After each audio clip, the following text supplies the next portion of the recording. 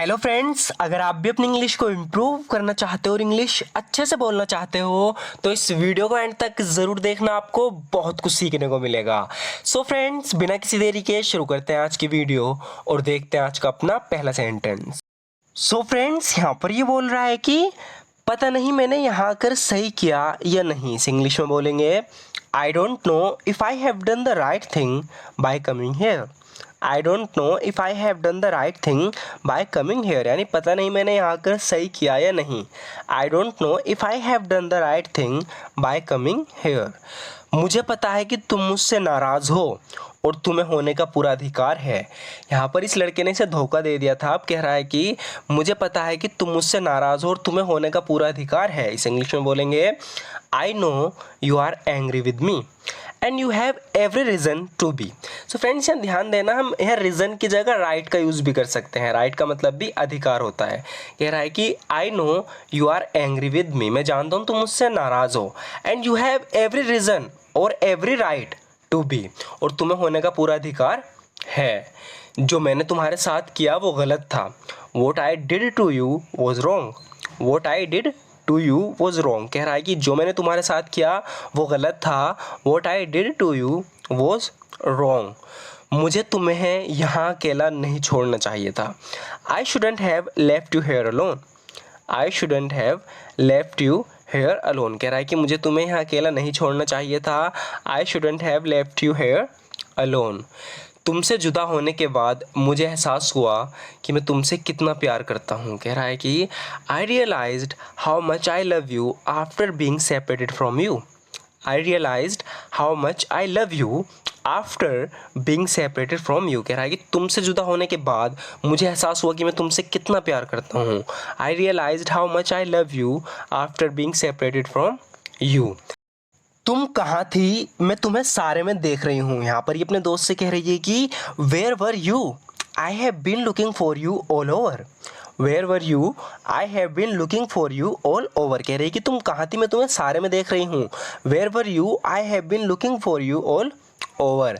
मैं खुश हूँ कि कुछ बुरा नहीं हुआ। I am happy that nothing bad happened. I am happy that nothing bad happened. कह रही है कि मैं खुश हूँ कि कुछ बुरा नहीं हुआ। I am happy that nothing bad happened. तुम्हें अंदाज़ा नहीं मैं तुम्हारे लिए कितनी चिंतित थी। कह रही है कि you have no idea how worried I was about you. You have no idea how worried I was about you, यानी तुम्हें अंदाज़ा नहीं मैं तुम्हारे लिए कितनी चिंतित थी। You have no idea how worried I was about you. जब तुम गई थी तुमने कहा था तुम घर जा रही हो। कह रही है कि when you left you said you are going home. When you left you said you are going home, यानी जब तुम गई थी तुमने कहा था तुम घर जा रही हो। When you left you said you are going home. मैं तुम्हें देखने तुम्हारे घर गई थी। कह रही कि I went to your house looking for you. I went to your house looking for you, यानी मैं तुम्हें देखने तुम्हारे घर गई थी। जब भी हम किसी से इस तरीके से बोलते हैं कि मैं तुम्हारे घर गया था तुम्हें देखने या गई थी, तो इसे इंग्लिश में इस तरीके से बोलेंगे I went to your house looking for you, यानी मैं तुम्हें देखने तुम्हारे घर गई थी लेकिन तुम वहाँ नहीं थी। But you weren't there. But you weren't there, लेकिन तुम वहाँ नहीं थी। But you weren't there. माफ़ करना, मैंने तुम्हें बताया नहीं था मैं कहाँ जा रही थी। इस इंग्लिश में बोलेंगे I am sorry I didn't tell you where I was going. I am sorry I didn't tell you where I was going. अब यहाँ पर माफ़ी मांग रही है। कह रही है कि माफ़ करना, मैंने तुम्हें बताया नहीं था मैं कहाँ जा रही थी।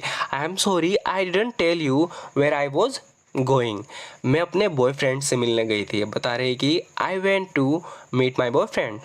I went to meet my boyfriend, यानी मैं अपने बॉयफ्रेंड से मिलने गई थी। I went to meet my boyfriend. अगर मैंने तुमसे पूछा होता तो तुम मुझे जाने नहीं देती। तो यहाँ पर बात पास्ट की चल रही है कि अगर मैंने तुमसे पूछा होता तो तुम मुझे जाने नहीं देती। तो ये जो कंडीशनल सेंटेंस है ये थर्ड कंडीशनल है। इसके लिए हम सबसे पहले तो इफ़ के साथ पास्ट परफेक्ट का यूज़ करेंगे। If I had asked you, यानी अगर मैंने तुमसे पूछा होता। If I had asked you. अब इसके बाद हम वुड हैव का यूज़ करेंगे। You wouldn't have let me go, तुम मुझे जाने नहीं देती। If I had asked you, यानी अगर मैंने तुमसे पूछा होता। If I had asked you, you wouldn't have let me go, तुम मुझे जाने नहीं देती। मुझे डर था तुम ना कह दोगी। कह रही कि I was afraid you would say no. I was afraid you would say no. तो पास्ट में बात चल रही है इसलिए विल की जगह वुड का यूज़ करेंगे। आई वॉज अफ्रेड यानी मुझे डर था, यू वुड से नो तुम ना कह दोगी, इसीलिए मैंने तुम्हें सच नहीं बताया था। That's why I didn't tell you the truth. That's why I didn't tell you the truth, इसलिए मैंने तुम्हें सच नहीं बताया था।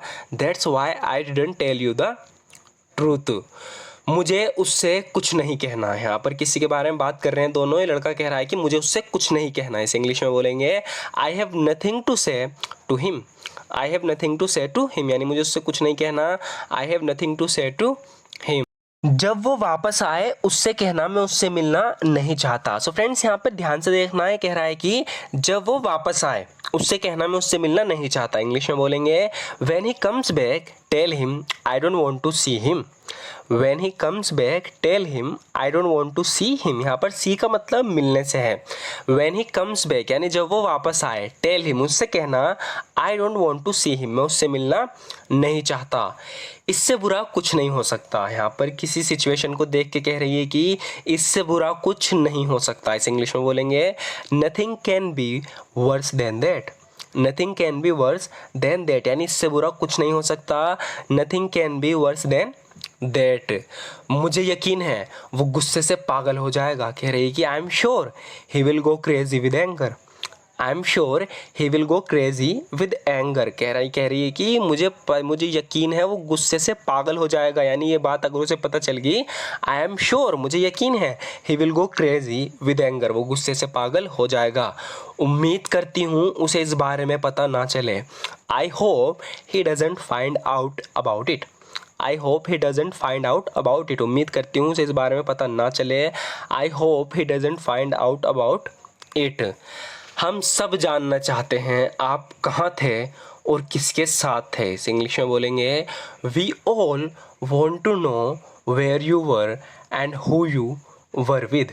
कह रही है कि we all want to know where you were and who you were with. हम सब जानना चाहते तुम कहाँ थे और किसके साथ थे। ये सही समय नहीं है, थोड़ी देर बाद आना। कह रहा है कि this isn't a good time come back a little letter. This isn't a good time come back a little letter यानी ये सही समय नहीं है, थोड़ी देर बाद आना। This isn't a good time come back a little letter. वैसे तुम्हें फिर से देखकर काफ़ी अच्छा लगा। इस इंग्लिश में बोलेंगे by the way it's very nice to see you again. By the way it's very nice to see you again. वैसे तुम्हें फिर से देखकर काफ़ी अच्छा लगा। By the way it's very nice to see you again. उम्मीद करती हूँ तुम हमारे साथ यहाँ कुछ समय रुकोगे। I hope you will stay here with us for a while. I hope you will stay here with us for a while. कह रही कि उम्मीद करती हूँ तुम हमारे साथ यहाँ कुछ देर समय रुकोगे। I hope you will stay here with us for a while. मैं तुम्हें बता नहीं सकता उस दिन मैं कितना खुश था। तो अपने किसी बीते दिन के बारे में बता रहा है जिस दिन ये बहुत ज़्यादा खुश था। कह रहा है कि I can't tell you how happy I was that day. मैं तुम्हें बता नहीं सकता उस दिन मैं कितना खुश था। I can't tell you how happy I was that day. मैं खुशी के मारे कूदने से खुद को रोक नहीं पाया। I couldn't prevent my self from jumping because of Joy. I couldn't prevent my self from jumping because of Joy यानी मैं खुशी के मारे खुद को कूदने से रोक नहीं पाया। I couldn't prevent my self from jumping because of Joy. वहाँ जो लड़की खड़ी है वो मेरी दोस्त है। इस इंग्लिश में बोलेंगे the girl standing over there is my friend. The girl standing over there is my friend. तो यहाँ पर काफ़ी दूर में एक लड़की खड़ी है। तो यहाँ पर किससे बता रही है कि वहाँ जो लड़की खड़ी है वो मेरी दोस्त है। The girl standing over there is my friend. So friends आज की वीडियो में बस इतना ही। ज़रूर बताना आपको ये वीडियो कैसी लगी, ये तरीका आपको कैसा लगा। अगर ये वीडियो आपको अच्छी लगी हो तो हमारे इस वीडियो को लाइक ज़रूर कर देना। और साथ ही साथ हम प्रैक्टिस भी रेगुलर करते रहते हैं। लास्ट में जो आप ये सेंटेंस देख रहे हो ना, कुछ बॉलीवुड के कुछ हॉलीवुड के, ये लास्ट के जो 5 से 6 सेंटेंस है पुरानी वीडियोज़ के रिपीट हुए ताकि उनकी प्रैक्टिस भी होती रहे। जो आपने पहले पढ़ा है आप वो भी ना भूलो, इसीलिए हम रिपीट भी करते रहते हैं। सो अगर आप भी इसी तरीके से रेगुलर प्रैक्टिस करना चाहते हो, अपनी इंग्लिश को इंप्रूव करना चाहते हो तो चैनल को अभी सब्सक्राइब कर लेना, क्योंकि इसके जैसी और इससे अच्छी वीडियोस आपको आगे भी देखने को मिलेंगी। एंड अच्छी लगे तो लाइक ज़रूर कर देना। And thank you so much for watching this video friends.